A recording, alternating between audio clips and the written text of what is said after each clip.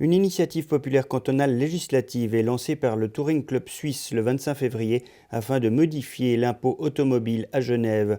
Celui-ci ne sera plus fonction de la puissance mais du bilan carbone dont le CO2 émis. Il baissera donc pour les véhicules peu polluants et inversement.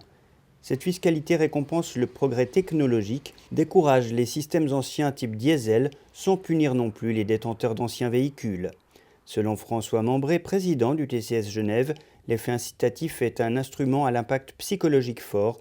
Le modèle proposé serait plus juste et efficace. Il faut faire quelque chose pour le climat. L'outil fiscal est la meilleure mesure incitative possible pour parvenir à un renouvellement progressif des véhicules vers des véhicules qui émettent moins de CO2.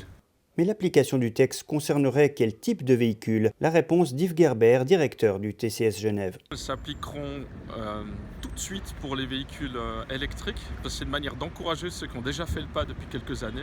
Eux, dès l'entrée en vigueur de la loi, ils auront un effet rétroactif puisqu'ils seront plus taxés sur la puissance, mais sur le poids. Par contre, pour les moteurs à combustion, c'est uniquement pour les nouvelles immatriculations. De base, c'est de taxer les véhicules sur leurs émissions de CO2, sur leur bilan carbone.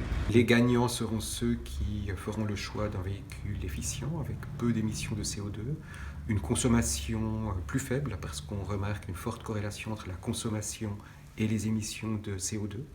Les autres gagnants seront ceux qui ont fait le choix de la mobilité électrique. En clair, 5300 signatures devront être récoltées d'ici au 19 juin. L'initiative entrerait en vigueur le 1er janvier, suivant l'aval du Parlement ou du peuple. À première vue, cette initiative est intéressante car elle a réellement le mérite d'agir sur les émissions polluantes à la différence du macaron sticker. C'est la réaction dans la foulée de Nathalie Hardine, directrice du département politique de la CCIG.